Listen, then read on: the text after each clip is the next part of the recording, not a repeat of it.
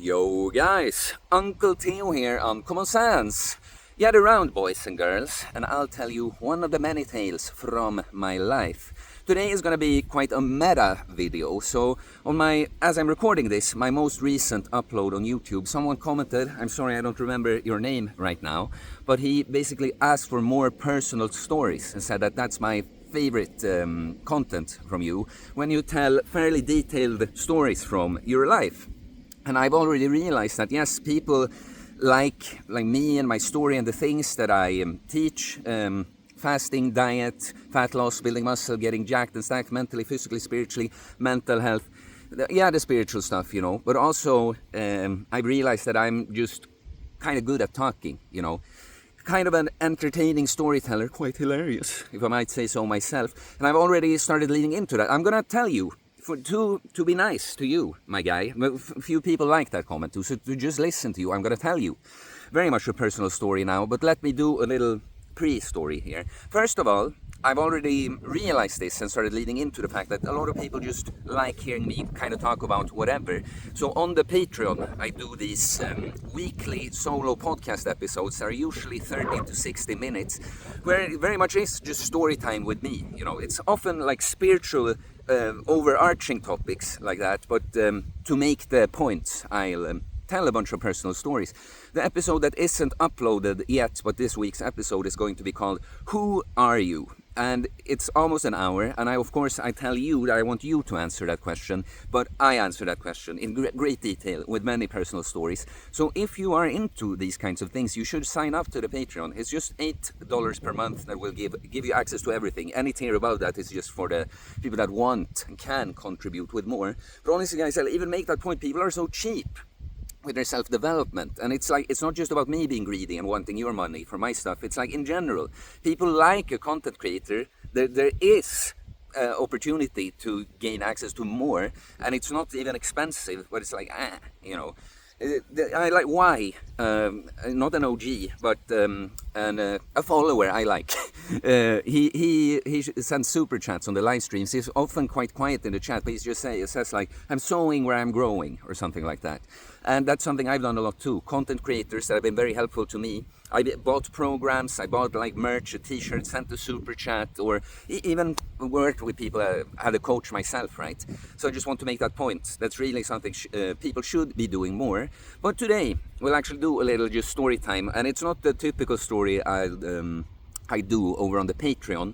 And actually there's another pre-story to the actual title of this video. So, fairly recently I was on vacation on Gotland, where I've gone my entire life with a few breaks as a young adult, But it's vacation, but it's not so restful. Like I say, in a setting like that, it's rejuvenating for the soul, being around a bunch of family and friends and doing things together, that's great. But I end up eating too little and sleeping too little and being so very active. So it's not very restful for the body, right? But so, I'm there. I'm working almost as much as I do at home. I upload a few less videos, but I'm still working with all my clients, taking on new clients, still uploading videos and that. Still training, just less. And then there's a whole lot of physical activities like golf and playing with the kids, a big one there. Uncle Theo, actually, But so I know myself so well and how I function and my states, what triggers different states. I knew very well that I felt exhausted in my body, but I'm still wired because I just have to run on stress hormones. It's just I just know that, to be able to get all this stuff is I'm gonna do all of this anyway. So better. That's my body's reasoning, that better just turn up the stress hormones, turn on that sympathetic nervous system so Theo can get all the shit done. But then I know that in the same way, when my body realizes that, okay, we're actually leaving this, I'm gonna crash completely. And I made a video about that, state management, and I had a week where I'm not feeling bad, but since the sympathetic nervous system has gone into overdrive for a while, it's just completely shuts off then. Had a very restful week. But so on the day I was heading home, there's a really annoying relationship between the wind and sun today. The wind, I obviously have to face the sun, but the wind is coming from that direction. So I'm sorry if my hair aesthetics aren't the best you've ever seen today. I hope to make up for it with good storytelling. So I was heading home with my mom. We traveled together after 10 days there. And I'm in this mode where I'm physically exhausted, but it's like, I'm a bit of a blissful state because I've had all these good experiences. And sometimes when you are a little overtired like that, you can get like a bit emotional, like you're closer to your feelings in a sense. And so, for instance, I actually, in the car with my mom, when I told her again the story about my panic attacks, but like in a different way, than I usually do it here, like actually just telling my mom about that time. And it's one of those moments where I'm just hit by this, that like, man, like I'm so great, that was so hard, that what I went through. And now I'm sitting here, I've had an amazing vacation, I've played with my little nieces and nephews, I'm jacked, I'm stacked, I'm Giga Chad. I'm like, wow. And I actually almost started crying in the car. That's a side point. That's not the point of this story, but really, that's what I want everyone to realize. The more struggle that you faced, the more of the opposite you're gonna get to. Like, I right now don't get emotional talking about that, but that will be with me my entire life. At different points, I'll just get the kind of flashback like that and be like, shit, that was so tough. I was so close to just... And I'm here now. I'm so grateful. Actually, a little point. I always talk about myself. I used to be skinny, fat, loser, this kind of guy. It's just to make the point quickly. It was actually that guy that paved the way for this guy. So I'm very grateful to that little fella back in the day. But so anyway, I come home and I notice myself crashing a lot physically, but mentally, I'm so inspired in many ways, So all these ideas come to me, and I'm like, I want to do a video about this, and I maybe do one of these Patreon solo podcasts too. And I'm getting so many ideas, but then it's like, no, Theo, come on. This was the whole point. We're supposed to rest now. We were prepared. Then we're gonna be exhausted. Like if you immediately now is gonna do all these things. You're doing the opposite of resting, basically. So the bargain I do with myself then is because, sometimes when you're working creatively, sometimes when you get a huge surge of inspiration, you're like, no, I gotta do it now, because you forget. Like, even if you write down ideas, But I made that kind of a deal with myself, that, okay, just write down a whole bunch of titles or little points, so that you remember as well as possible, and you're going to be able to do some of these things later, right? And some of them are more obvious, but some of them I don't even like I say, even when you write it down, because you're in a different state now, it's kind of like, what was it actually I wanted with this, But so one, now we're getting to the title of the video. It just took 7.5 minutes, but the one I wrote down was Konrad the Psychopath. And I know kind of about what... It's a story about a guy, okay, an actual guy. I kind of know what point I wanted to make, but I'll just start telling you about Konrad, okay? So, I'm born and raised in Stockholm. I still live here. I've always lived here, except when I lived almost a year in Greece, right? But so I went to school here, and I went to... I don't know what they call this in English, but the school, we have school, that's usually if they have all the years. You go through year 0 through 9, from you're 6 years old to 15 years old. But there are some schools that don't have all the years. And so choir school, I started in at 10. They have them, you go there for 10 through 15 years old. And then there is a sort of unofficial continuation to that, what would be high school that we call gymnasium, 3 years. There is a choir gymnasium as well. So many people that go on this first choir school end up going there. And to be clear, choir school, it just means it's like any other school, except you also have choir lessons, right? They're big schools.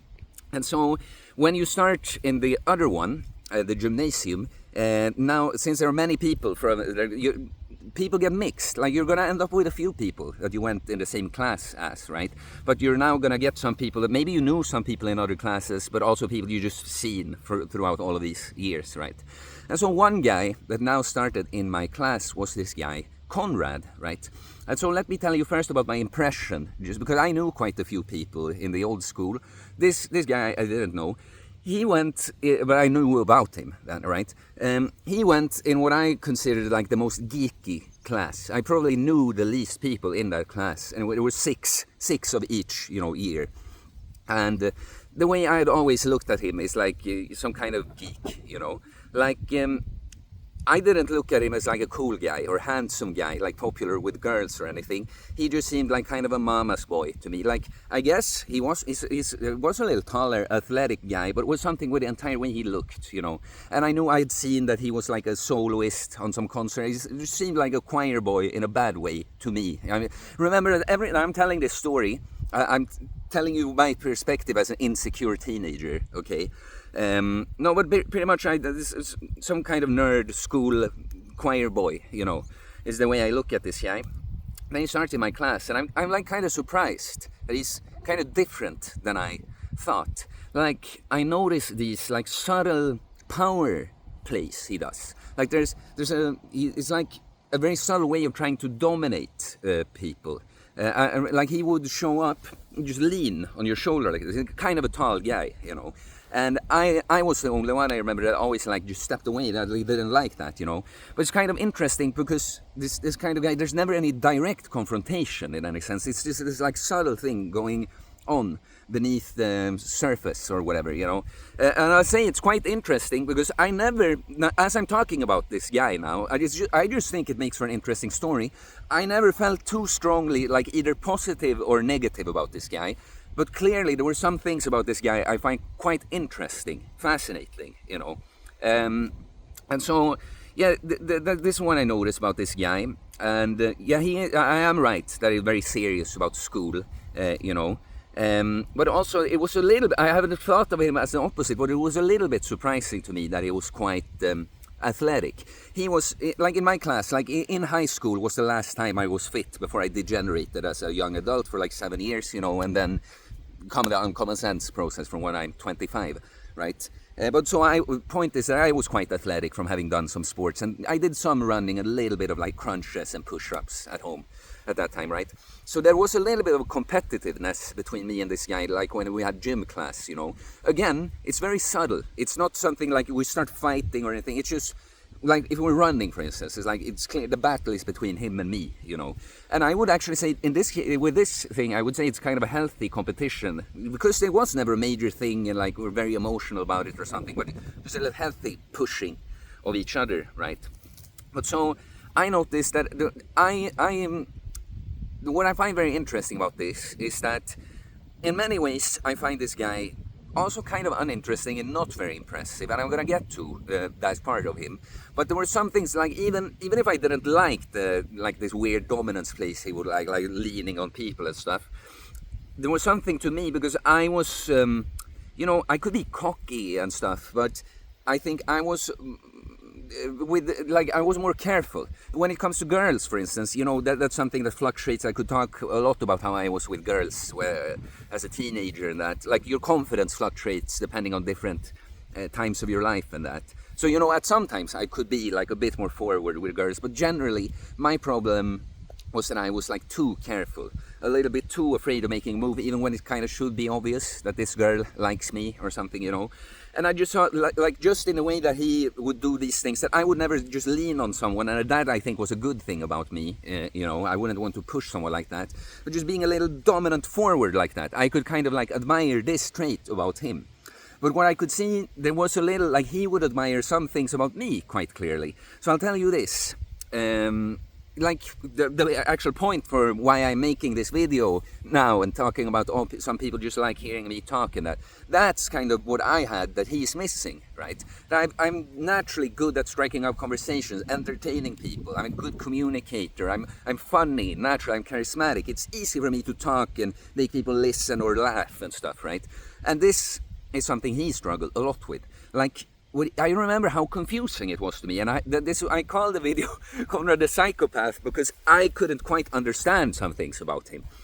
And one thing was that he would like tell a story, you know, and you're like telling about some trip he's been on, or this situation he's been in, and some things that's going on, and you're like, okay, you're like waiting for the point. And I remember he would just like at some point be like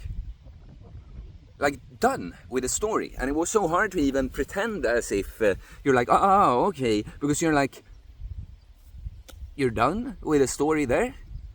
I have, okay, what am I supposed to say? You know, like I have no idea what point you're trying to make, and yeah, it was so strange to me. It's kind of an interesting thing. And I mean, of course it goes on as an adult, but you know, when you go in school and you have all these people, like you have some people you're super close and comfortable with. You know, I hope so. Of course, some people don't, but I had that at least in school. But then, you know, you get to know all these people in different classes, and there are some that are like easy for you, like, oh, this guy or girl, now, oh yeah, we're gonna hug and we're gonna talk a little bit about this.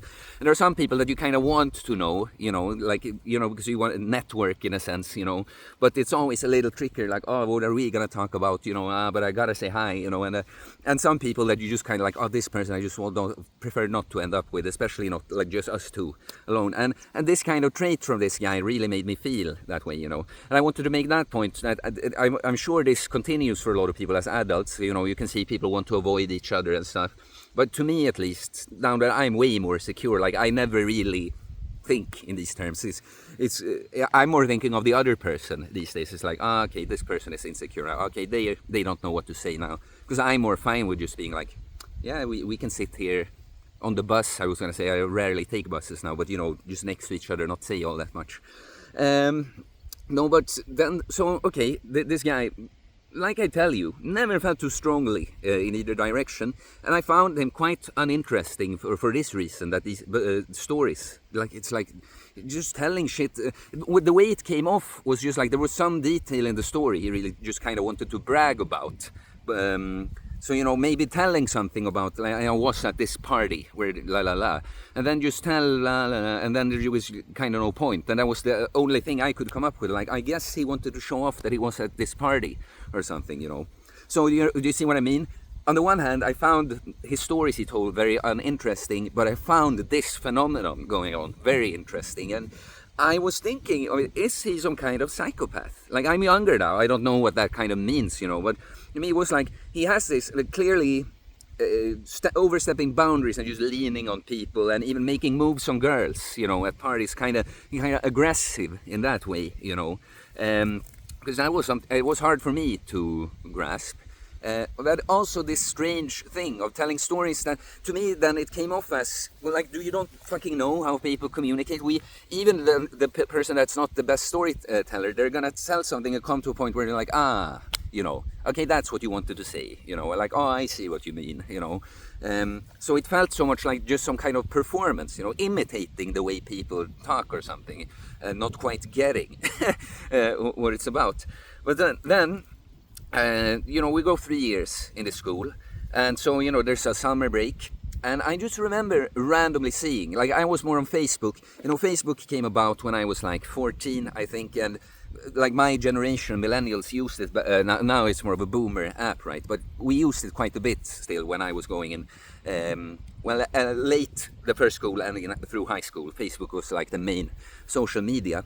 And I just remember randomly seeing, when we have come back from summer break, start year 2, I just saw that some girl had written on his wall, and in English, you know. I can't remember where or something. I'm sure he had been to some like language trip. And she just said something like, oh, la la la la, whatever, some kind of greeting to him. And it was more common then, you know, back then you wrote on people's wall and you could comment on it. It was like Messenger came about at some point after this, I think.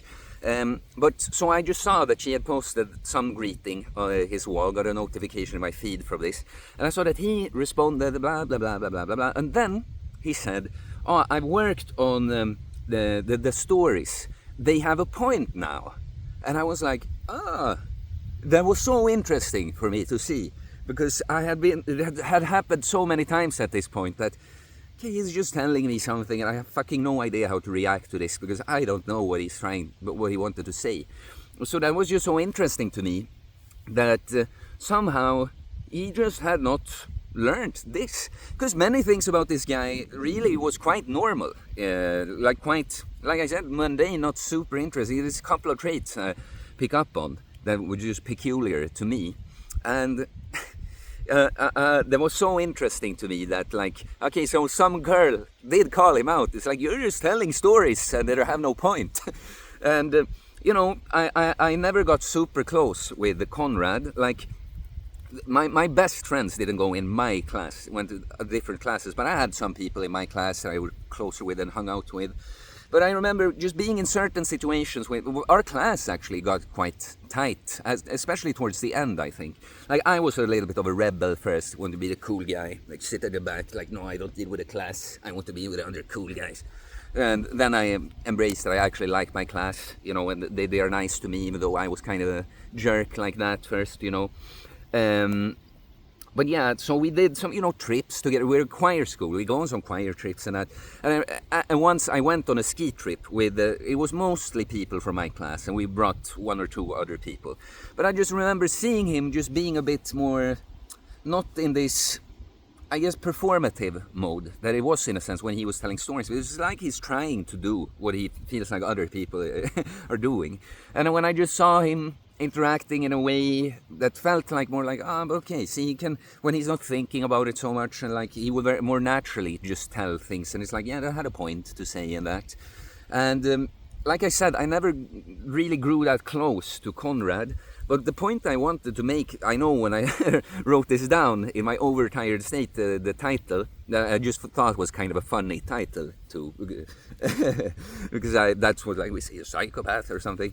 But the point I wanted to make is that, you know, how do I put it into words? It's more like some people, they would have something you just don't understand at all. You don't get, it's like, you know, everything that makes up a person, one little aspect can be missing in someone. They just were never taught that for whatever reason. They're just like, maybe they were around people. Maybe this guy, maybe his dad, I think he was actually grown up without his dad, at least at that point. I don't know from earlier in life. No, but maybe his dad or whoever, you know, told the stories in this way, just trying to flash some point, or like not point even, just like mention some cool situation or something and not really have a point. Maybe that was all he was exposed to, you know, or for whatever reason just didn't develop this, and no one had ever pointed it out to him. But then clearly when he got that feedback from some girl, he understood it and took it to heart and was like, I worked on the stories, they have a point now, you know. And I guess that can still be seen like, oh, it's kind of a robotic way, and that, yeah, but some people are different, you know. I'm a very, like, how should I put it? Spontaneous is the wrong word, but just kind of like, I want to say, while I'm of course quite a logical guy, uncommon sense and all that, I don't want to say emotionally, but intuitively driven, maybe I should say, you know. And some people, maybe it's a little bit on like the Asperger kind of spectrum. I mean, what do we even mean by that? I feel like I'm autistic sometimes too, you know.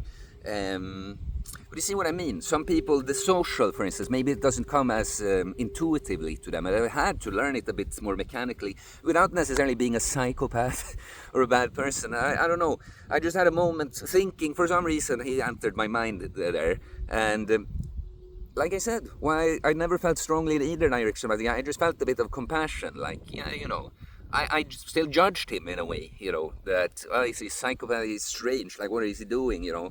And then when I just got to see these other things that, he actually took to heart, he understood what was said about him, and I just got to see him in other situations, when more relaxed, not that it's performative, I've got to tell interesting stuff in school or whatever, you know. Yeah, I just felt a little like, actually he wasn't a psychopath, he was kind of a regular guy, and it was just, to me, things that were lacking in him that he wasn't good at or hadn't quite learned. Those were quite interesting. But it was really just like I could be worse at some things that maybe someone else thinks is strange, right? It was just the same. And I guess what I want to say is, like, we all have our struggles, and it can be quite different. It can be kind of strange, and it's kind of like, you know, don't judge people. Like, don't immediately. Of course, it's not that you have to accept any behavior or like everyone for everything. But what I mean is, like, realize that everyone has their shit, their struggles, their little things that might be seem very strange to you.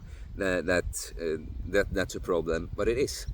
Like, for me, like that, it's like the story of my life. That things that are very difficult for most people come naturally to me. And what people have a really easy time with is difficult for me, you know. Like any sort of thing that was in school, for instance, as in more like problem-solving oriented and logic-oriented, I had a super easy time with. And stuff that's really purely just memorizing stuff. You don't have to be smart, really, logical whatsoever. You just have to remember a bunch of stuff. It was like impossible for me because I just don't see the point. I said, why do I just need to remember all of this so I can write it on a paper, get a grade, and then forget about it? And this is supposed to help me, prepare me for work, for a life or something. I'm just buying it. But yeah, there's a quick example. Music theory. I actually understood music theory very well. So it's so funny, even the choir people, everyone had such a hard time with that. And it was such a breeze for me. I had so much fun with the music theory, you know. We have 25 minutes. No, I guess, you know, I'm just thinking, like I said, it's a little bit of a meta video. I'm just kind of trying out, just telling a story with a, I guess I had a point at the end, you know, but it wasn't a huge point, and I just wanted to take the opportunity. It seemed like a good video when I've been asked to kind of just tell personal stories, right?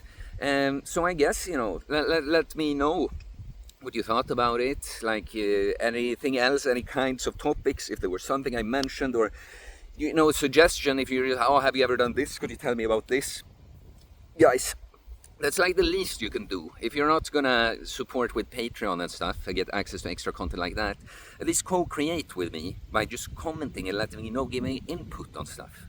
Because I said that in one of the Patreon episodes, actually, that not everyone has to be a content creator or anything, and it's fine. Everyone doesn't have to do, like, partake in it, or be a coaching client of mine or anything. But at the very least, if you have someone you follow and like following, like, why wouldn't you want to co-create by giving input, you know, giving suggestions? You see, it worked, my guy. I did it now.